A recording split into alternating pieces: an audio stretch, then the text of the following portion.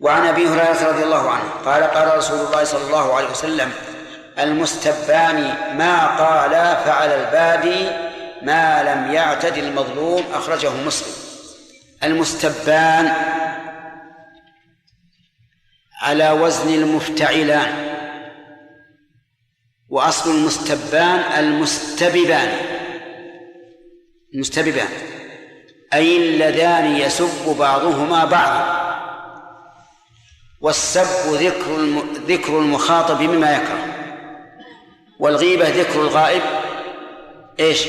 بما يكره. فإذا تساب الرجلان صار أحدهما يشتم الآخر، يقول: أنت بخيل، قال البخيل أنت فاسق، الفاسق أنت غاش، الغاش أنت ظلوم، الظلوم أنت. هذا سب. فمن الإثم عليه؟ يقول النبي عليه الصلاة والسلام: ما قال فعل البادئ. الإعراب قبل نسينا أن نعرف. المستبان مبتدأ، ما اسم موصول مبتدأ ثاني، وقال الجملة صلة الموصول، والعائد محذوف، والتقدير ما قاله. فعل البادئ الفاء رابطة للخبر بالمبتدأ. أي المبتدأين؟ المبتدأ الثاني. وعلى البادئ جار مجرور متعلق بمحذوف، تقدير فهو على البادئ. والجملة خبر المبتدأ الثاني. فعلى البادئ الجملة خبر المبتدأ الثاني، والمبتدأ الثاني وخبره خبر للمبتدأ الأول الذي هو المستبان. يعني أن ما قال المستبان مما يوجب الإثم فإثمه على من؟ على البادئ، على الأول، لأنه هو السبب، حتى وإن كان ذلك قد انتصر لنفسه وأعاد عليه ما قال، فإن الإثم على الأول. وجه ذلك ظاهر. الأول قال ما لم يؤذن له فيه، بل قال ما نهي عنه. والثاني قال ما أذن له فيه، لأن رد السب من قسم المباح، لقوله تعالى: فمن اعتدى عليكم فاعتدوا عليه بمثل ما اعتدى عليكم. ولما قال النبي صلى الله عليه وسلم: لعن الله من لعن والديه، قالوا: يا رسول الله، أو يلعن الرجل والديه؟ قال: نعم، يسب أبا الرجل فيسب أباه، ويسب أمه فيسب أمه. وقول فعل المظلوم أي فإثمه على المظلوم، لأن المظلوم هو السبب، فيكون له إثم المباشرة والسبب. إثم المباشرة والسبب، صح؟ كيف؟ أو الظالم، أي الظالم الذي هو المبتدي عليه إثم المباشرة وهو العدوان الأول، والسبب وهو العدوان الثاني، لأن الرد هذا من المباح بالنسبة للراد، لكن بالنسبة للمتسبب يكون إثمه عليه. يستفاد من هذا الحديث فوائد. أولا أنه لا ينبغي السب بين المسلمين، وأن من سبك فبين له أنك قادر على الرد ولكن تركته لله. ولهذا قال النبي عليه الصلاة والسلام في الصائم: إن سابه أحد أو شاتمه فليقل إني صائم. لا يسكت فيظن سابه أنه ضعيف عاجز عن الرد، لكن يسكت ويبين سبب الرد حتى يجمع بين الحسنين، بين إظهار القوة والحزم والقدرة على الرد وبين ترك هذا الشيء لله عز وجل. ومن فوائد الحديث أن المتسبب له إثم مباشر، لقوله ما قال فعل البادي، فالراد مباشر لكن سببه البادي أولا، ولهذا جعل إثمه عليه. ويؤخذ من هذا أن المباشرة إذا كانت مبنية على السبب فالضمان على من؟ المتسبب. ولهذا لو حكم الحاكم على شخص بالقتل بشهادة رجلين ثم قتل، ثم قال الرجلان الشاهدان إننا كذبنا ولكننا لم نجد ونريد قتله ولم نجد شيئا نتوصل إليه إلا بالشهادة فشهدنا، فهنا من الذي يقتل؟ يقتل الشاهدان إذا شهدا بأمر يحتم قتله. القاضي والمباشر، بل رجال القاضي هم المباشرون. رجال القاضي مباشرون بوكالة القاضي، وهم مأمورون بامتثال أمر القاضي، فقد فعلوا ما أذن لهم فيه. القاضي أيضا قد فعل ما أذن له فيه، بل ما وجب عليه، لأنه يجب عليه إذا تمت البينة أن يحكم بمقتضاها، فقد فعل ما يجب عليه. شوف الآن سلسلة: رجال القاضي الذين نفذوا القتل مباشرة أطلقوا الرصاص أو سلوا السيف على المقتول، هؤلاء باشروه. وهل أذن لهم شرعا؟ بأي شيء؟ أطيعوا الله وأطيعوا الرسول وأولي الأمر منكم. طيب، القاضي الذي حكم بالقتل ونفذ بحكمه هل هو آثم؟ لا، بل واجب عليه أن يحكم لوجود البينة التامة. عاد الأمر الآن إلى البينة، الشهود، فصار الحكم كله مبنيا على شهادتهم. ولهذا قال العلماء: إذا شهد اثنان على شخص بما يوجب قتله ثم قتل ورجعوا وقالوا عمدنا قتله فإنهم يقتلون. وهذا الحديث يدل على أنه إذا كانت المباشرة مبنية على السبب كان الضمان على إيش؟ على المتسبب، إلا أنهم استثنوا عليه من ذلك ما إذا كانت إحالة الضمان على المباشر ممتنعة فإنها تكون على المتسبب، مثل أن يلقي شخصا بين يدي الأسد فيأكله الأسد، فهنا اسمك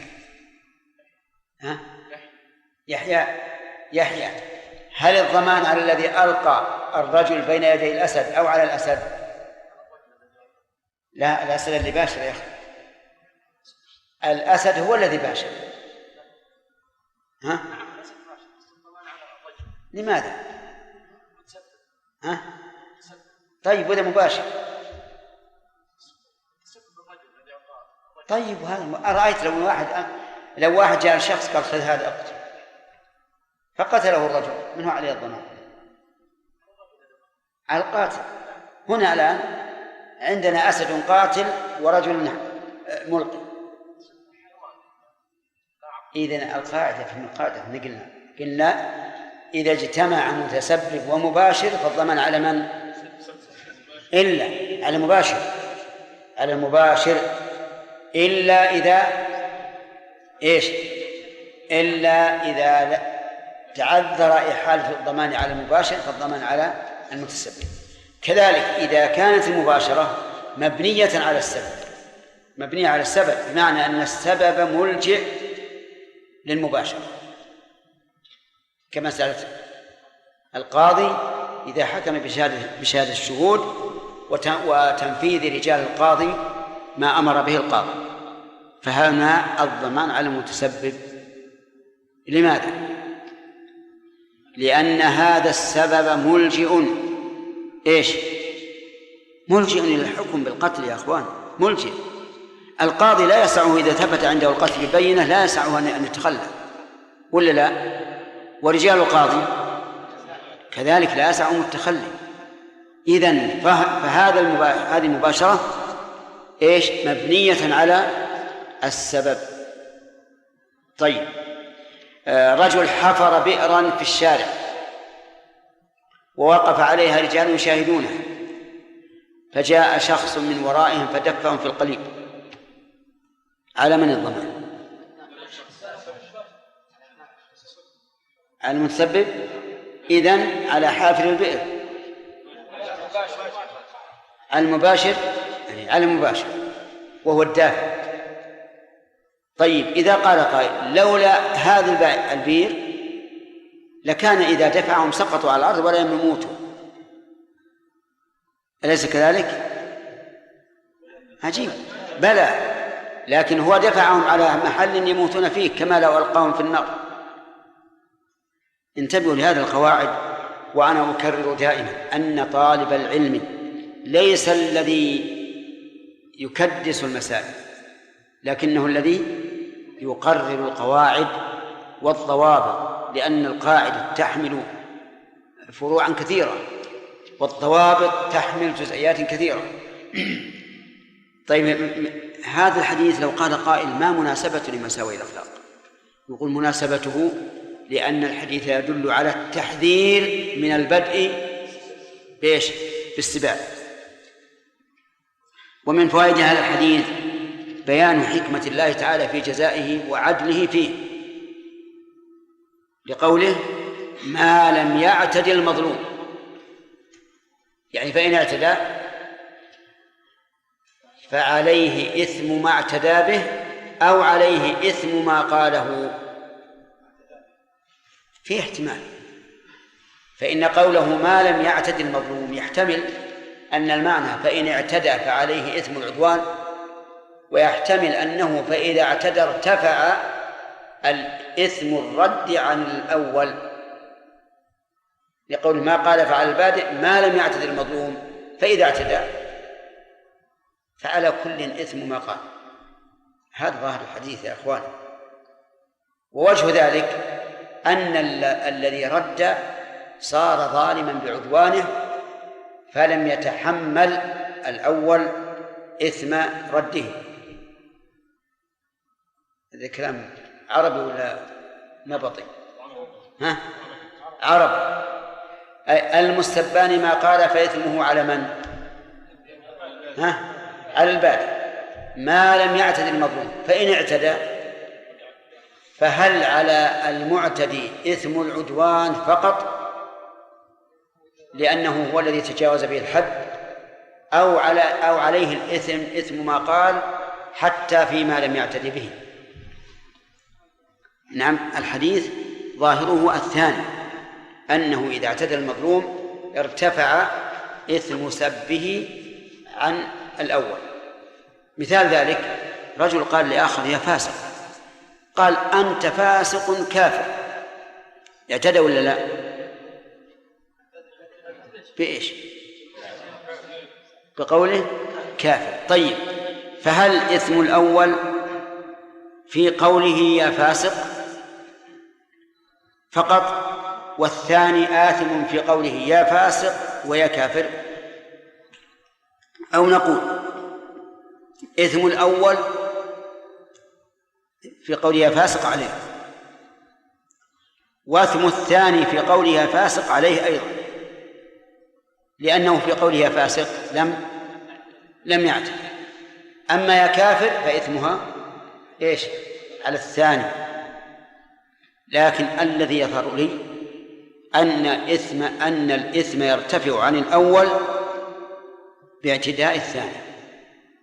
وجه ذلك أولا أنه ظاهر الحديث ما لم يعتدي المظلوم، وثانيا أن المظلوم لما اعتدى تعدى ما أذن له فيه فسقطت الرخصة في حقه وصار إيش؟ آثما في الكل. انتبه يا أخي. طيب نظير هذا من بعض الوجوه قول النبي صلى الله عليه وسلم الصلوات الخمس والجمعة إلى الجمعة ورمضان إلى رمضان مكفرات لما بينهن ما اجتنبت الكبائر. فهل يعني ذلك أنها إذا فعلت الكبيرة لم تكن هذه العبادات مكفرة؟ فالجواب نعم، هذا ظاهر اللفظ، لكن جمهور العلماء يقولون الصلوات الخمس والجمعة إلى الجمعة ورمضان إلى رمضان مكفرات لما بينهن إلا الكبائر. وبين المعنيين نعم فرق ولا ما في فرق؟ فيه فرق. فجمهور العلماء على الثاني، أي أنه يكفر الصغائر حتى مع